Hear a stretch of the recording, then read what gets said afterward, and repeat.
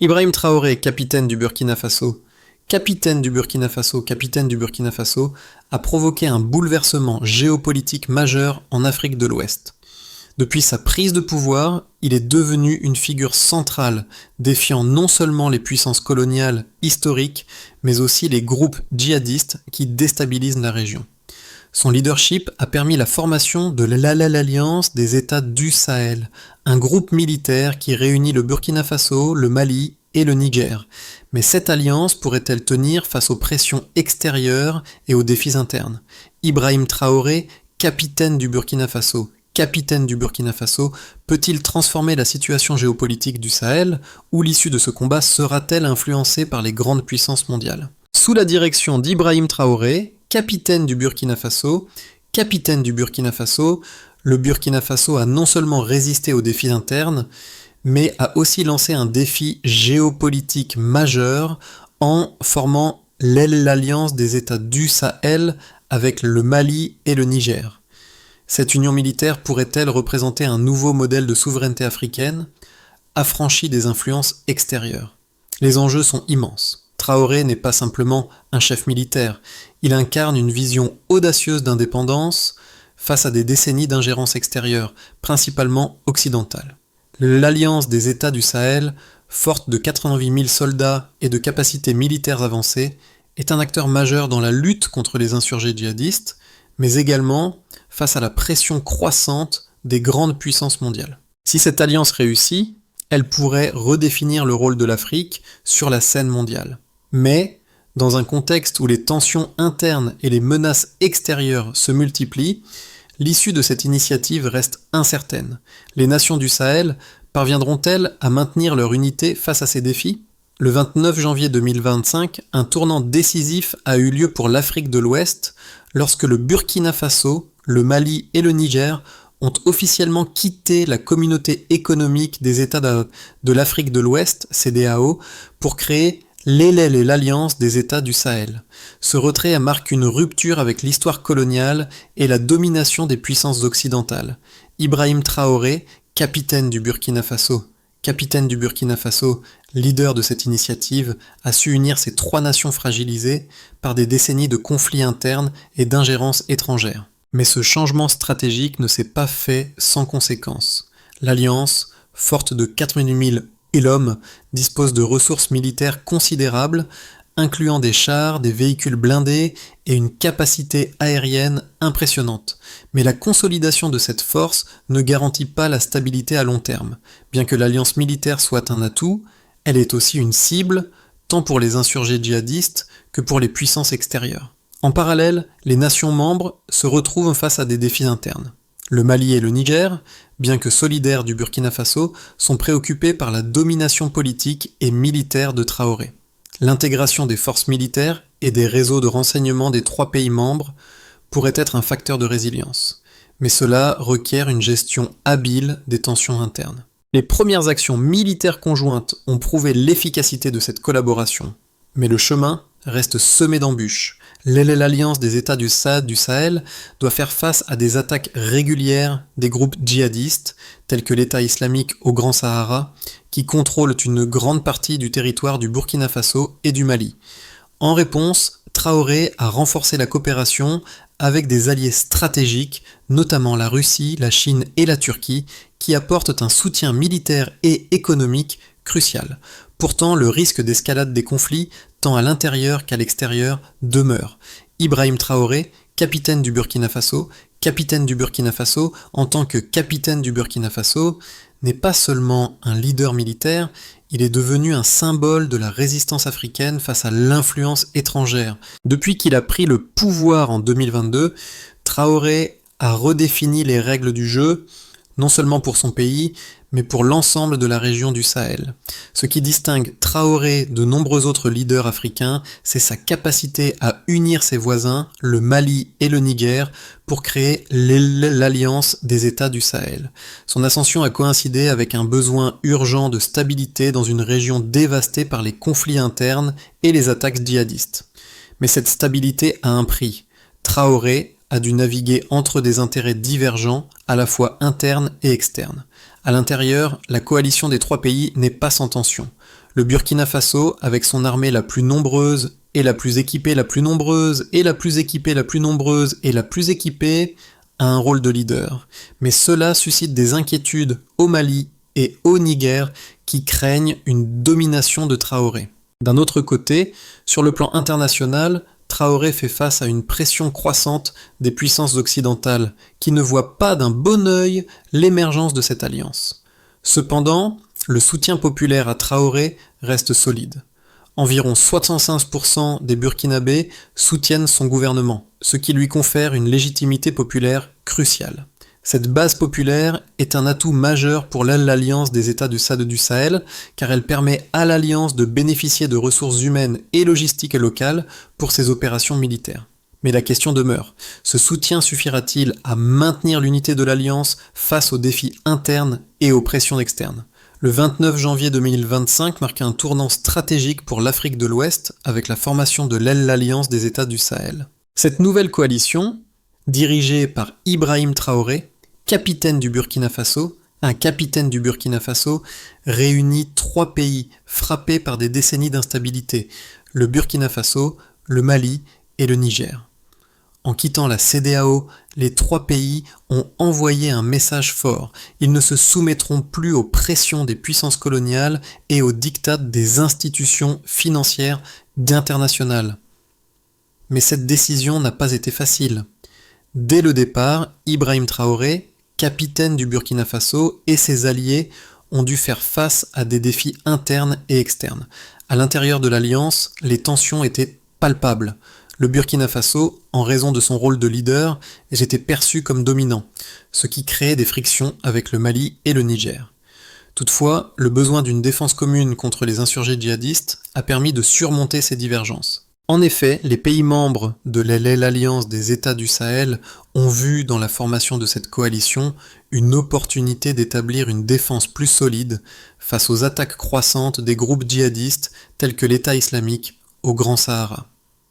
Ces groupes, soutenus par des réseaux transnationaux et des puissances extérieures, contrôlent une large part du territoire du Burkina Faso, mais aussi du Mali et du Niger.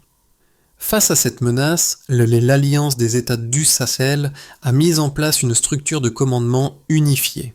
Cette centralisation permet une prise de décision rapide et coordonnée, ce qui est essentiel pour répondre aux attaques insurgées. En l'espace de quelques mois, l'Alliance a constitué une force militaire impressionnante de 88 000 soldats, équipés de 300 chars, 470 véhicules blindés et 220 pièces d'artillerie. En outre, les capacités aériennes, comprenant 90 avions et 70 hélicoptères, permettent à l'Alliance de mener des opérations de défense aérienne et de soutien au sol de manière plus efficace. Ces ressources militaires ont été mises à contribution dans les premières batailles de l'Alliance contre les insurgés. Ces opérations ont permis de repousser plusieurs offensives djihadistes, notamment dans les zones frontalières du Burkina Faso et du Mali. Toutefois, ces victoires initiales ne doivent pas masquer les défis à venir. Les groupes djihadistes sont loin d'être éliminés et les tensions géopolitiques internationales continuent de croître. En réponse à la montée en puissance de l'Alliance, des puissances mondiales telles que les États-Unis, la France et l'Union européenne ont intensifié leur présence militaire et diplomatique dans la région, exerçant des pressions sur les 3 pays membres. Mais le soutien croissant de la Russie, de la Chine et de la Turquie à l'Alliance des États du Sahel a également permis à cette dernière de se renforcer.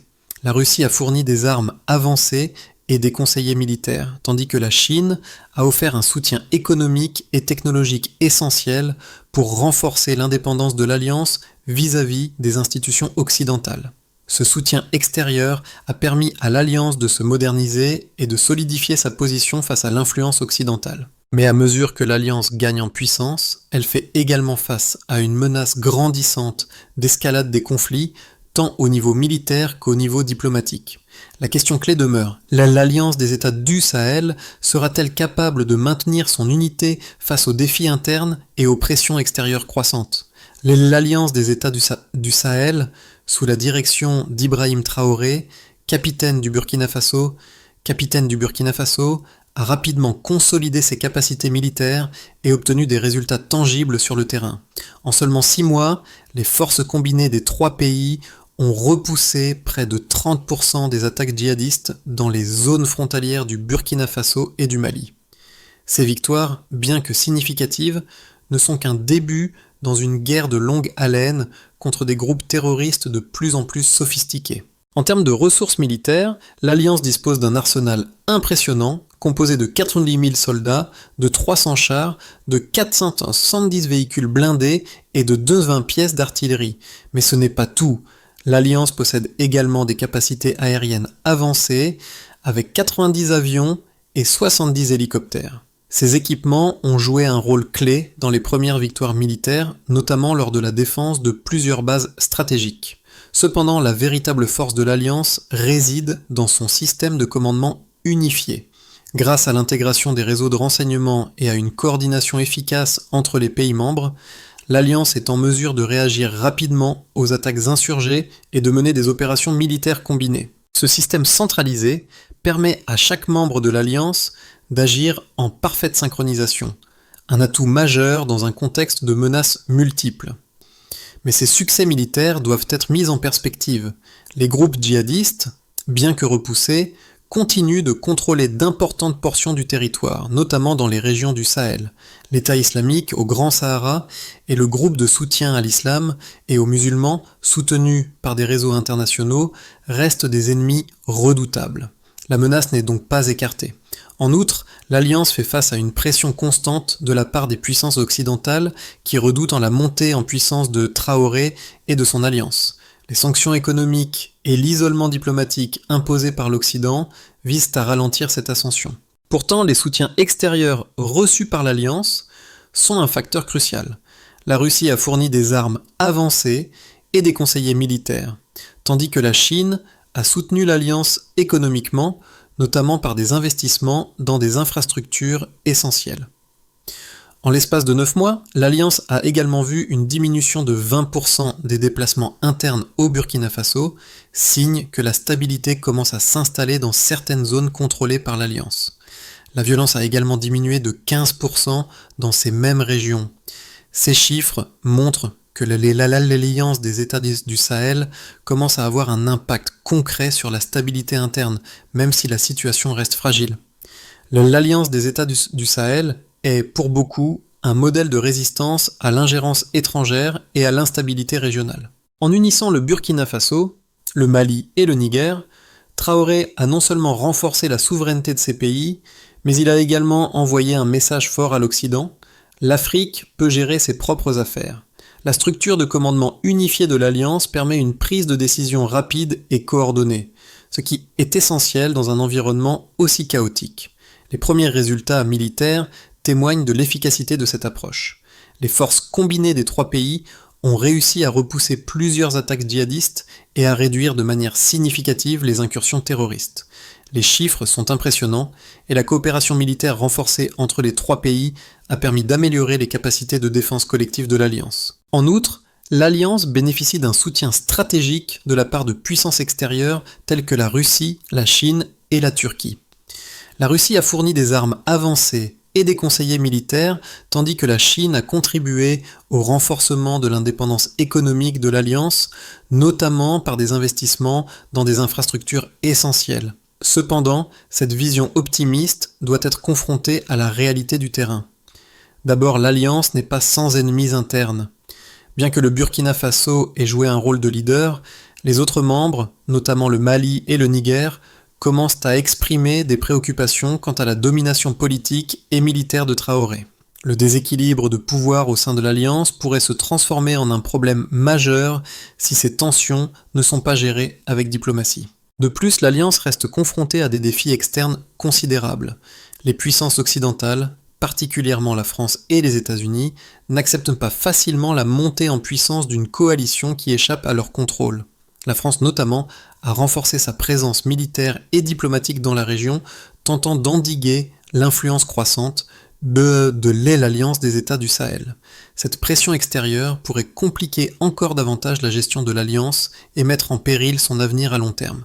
Malgré cela, l'alliance des États du Sahel reste une force géopolitique émergente qui, si elle réussit à maintenir son unité et à naviguer avec habileté entre les tensions internes et les pressions extérieures, pourrait redéfinir les équilibres géopolitiques de l'Afrique de l'Ouest. L'alliance des États du Sahel a démontré sa résilience en repoussant plusieurs attaques djihadistes au cours de ses premiers mois d'existence.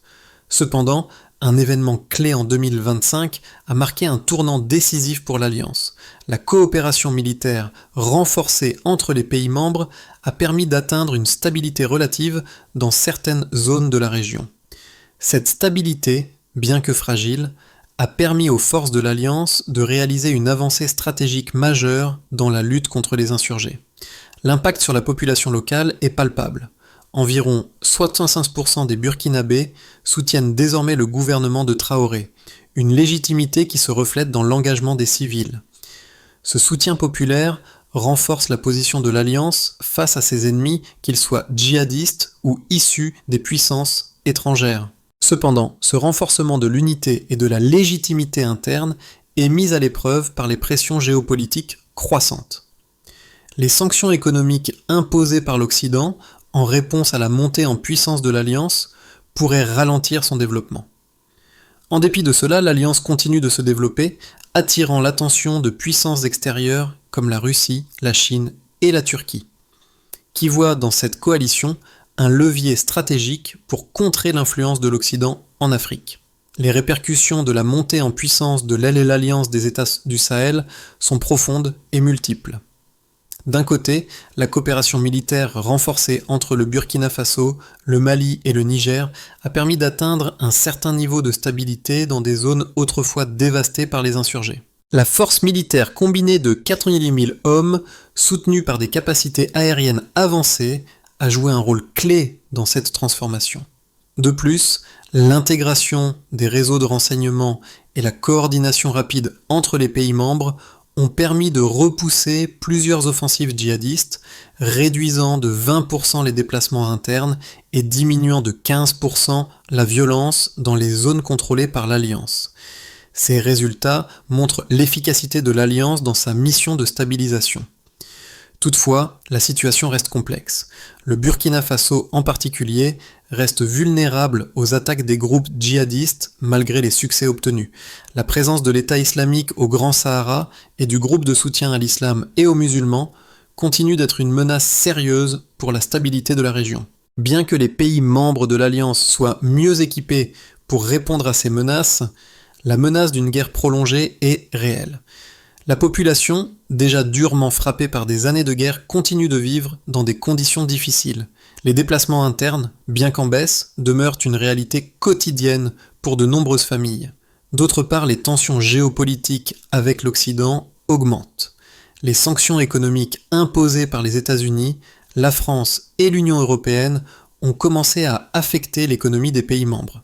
Cette pression diplomatique pourrait compromettre la capacité de l'Alliance à mener à bien ses projets de développement économique et militaire. Malgré cela, l'Alliance continue de renforcer ses relations avec des puissances non occidentales, notamment la Russie, la Chine et la Turquie. Ce soutien extérieur, bien que crucial pour l'indépendance de l'Alliance, soulève également des questions sur les conséquences à long terme de cette coopération. En effet, ces puissances ont des intérêts géopolitiques propres en Afrique, et la question de savoir si l'alliance des États du Sahel peut maintenir son indépendance sans devenir dépendante de ces puissances reste ouverte. Enfin, l'unité interne de l'alliance est également mise à l'épreuve. Les tensions entre le Burkina Faso, en tant que leader militaire, et le Mali et le Niger, plus vulnérables, pourraient perturber la cohésion de l'alliance à long terme. Les divergences sur la répartition du pouvoir et des ressources sont des sujets sensibles qui pourraient, si mal gérés, nuire à la stabilité de l'Alliance. Dans les 6 à 12 prochains mois, l'avenir de l'Alliance des États du Sahel dépendra de plusieurs facteurs clés. Le premier scénario possible est celui d'une consolidation réussie de l'unité au sein de l'Alliance. Si les tensions internes entre le Burkina Faso, le Mali et le Niger sont efficacement gérées, et si la coopération militaire continue de produire des résultats concrets sur le terrain, l'Alliance pourrait devenir un modèle de défense collective en Afrique de l'Ouest. Dans ce cas, la stabilité s'étendrait progressivement, attirant davantage de soutiens régionaux et internationaux. Ce scénario optimiste permettrait à l'Alliance de renforcer son indépendance face aux pressions occidentales, tout en consolidant ses relations avec des puissances comme la Chine, la Russie et la Turquie. En outre, un tel succès entraînerait une baisse significative des violences et des déplacements internes, créant un environnement plus favorable pour la reconstruction économique. Le deuxième scénario envisage une situation plus mitigée où l'Alliance parvient à maintenir une certaine stabilité mais se heurte à des défis internes et externes croissants. Les tensions entre les membres pourraient s'intensifier, particulièrement si le Burkina Faso continue de dominer politiquement et militairement l'Alliance. Les divergences sur la répartition des ressources et le pouvoir pourraient alimenter des conflits internes. Par ailleurs, la pression extérieure, notamment de la part des puissances occidentales, pourrait s'aggraver, menaçant les acquis de l'Alliance. Bien que les attaques djihadistes continuent d'être repoussées, elles pourraient se diversifier et s'intensifier, en particulier avec la montée en puissance de groupes terroristes soutenus par des puissances étrangères. Le troisième scénario, plus pessimiste, envisage une guerre prolongée dans la région du Sahel. Les tensions internes au sein de l'Alliance pourraient aboutir à un éclatement, compromettant l'unité nécessaire pour faire face aux menaces extérieures et internes. Les insurgés djihadistes, bien qu'affaiblis, pourraient intensifier leurs attaques, menaçant de déstabiliser les pays membres. Parallèlement, l'isolement diplomatique et les sanctions économiques imposées par l'Occident pourraient affaiblir gravement l'économie des pays membres, accentuant les tensions sociales et politiques. Dans ce scénario, l'Alliance risquerait de se fragmenter, et la région pourrait sombrer dans une nouvelle phase de conflits prolongés avec des conséquences dramatiques pour les populations locales. Les événements qui se déroulent actuellement dans le Sahel ne concernent pas seulement les gouvernements et les leaders militaires, mais touchent directement les populations locales. Ibrahim Traoré, capitaine du Burkina Faso, et l'Alliance des États du Sahel incarnent un espoir pour des millions d'Africains qui aspirent à un avenir libre des ingérences extérieures et des conflits incessants. La situation des civils, prise en étau entre les attaques des djihadistes et les pressions des puissances mondiales, reste précaire. Cependant, il est important de noter que le soutien populaire à l'Alliance est solide. Environ 65% des Burkinabés soutiennent le gouvernement de Traoré, ce qui témoigne de la légitimité de son leadership. Ce soutien est essentiel pour maintenir l'unité de l'Alliance et pour assurer une défense efficace contre les menaces internes et externes. Cependant, l'engagement des populations locales ne se limite pas seulement à un soutien politique. Les civils jouent également un rôle crucial dans la lutte contre les insurgés. Dans les zones rurales, de nombreuses communautés ont fourni des informations clés sur les mouvements des groupes armés, facilitant ainsi les actions militaires de l'Alliance. Cet engagement montre que la lutte pour la souveraineté et la stabilité ne concerne pas seulement les gouvernements, mais aussi les individus qui croient en un avenir pacifique et indépendant pour leur pays. Pour l'Alliance des États du Sahel, maintenir cette adhésion populaire est crucial. Si l'Alliance réussit à répondre aux besoins de la population en matière de sécurité et de développement, elle pourrait devenir un modèle pour d'autres régions du continent. A l'inverse, si les tensions internes et les pressions externes viennent à déstabiliser l'unité de l'Alliance, la situation des civils pourrait se détériorer, exacerbant les souffrances et les déplacements forcés. Le rôle des populations locales dans ce processus est fondamental. Leur soutien et leur engagement sont la clé de la durabilité de l'Alliance. Pour que l'Alliance des États du Sahel puisse réussir à long terme, plusieurs étapes clés doivent être mises en œuvre. Premièrement, il est essentiel de renforcer l'unité interne entre les trois pays membres. Bien que le Burkina Faso ait un rôle dominant, les préoccupations du Mali et du Niger doivent être prises en compte de manière plus équitable pour éviter des tensions internes qui pourraient déstabiliser l'Alliance.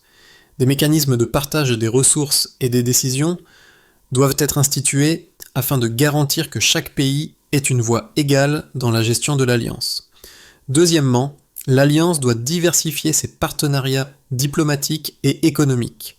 Bien que les relations avec des puissances comme la Russie, la Chine et la Turquie soient cruciales, il est également important que l'Alliance développe des liens avec d'autres pays africains et des puissances régionales. Cela permettra de réduire la dépendance vis-à-vis des puissances non africaines et d'établir une autonomie diplomatique et économique durable. Troisièmement, l'Alliance doit mettre l'accent sur le développement économique, notamment dans les zones les plus touchées par les conflits. Les investissements dans des infrastructures critiques, comme les routes, les écoles et les hôpitaux, aideront à améliorer la qualité de vie des populations locales et renforceront la légitimité de l'Alliance. Enfin, pour assurer la sécurité à long terme, il est crucial de renforcer les capacités militaires des pays membres tout en travaillant à une désescalade des tensions avec les groupes djihadistes. La coopération régionale et l'engagement avec les communautés locales doivent être intensifiés pour contrer les attaques et prévenir de nouvelles insurrections. Si ces étapes sont suivies, l'Alliance des États du Sahel pourrait non seulement garantir sa survie, mais aussi créer un modèle de défense collective durable pour d'autres régions d'Afrique. L'histoire de l'Alliance des États du Sahel est une histoire de résilience et d'espoir. Ibrahim Traoré, capitaine du Burkina Faso, par son leadership audacieux, a permis à cette coalition de surmonter des défis majeurs et de revendiquer une souveraineté retrouvée face à des puissances extérieures. Mais au-delà des enjeux géopolitiques, c'est la vie des populations locales qui est au cœur de cette lutte. Les Burkinabés, les Maliens et les Nigériens ont payé un prix lourd pour la stabilité et leurs sacrifices ne doivent pas être oubliés. Leur soutien à l'Alliance est un témoignage de leur volonté de forger un avenir meilleur, loin des ingérences étrangères et des conflits internes. L'unité de l'Alliance, bien que fragile, représente une lueur d'espoir dans une région longtemps marquée par l'instabilité.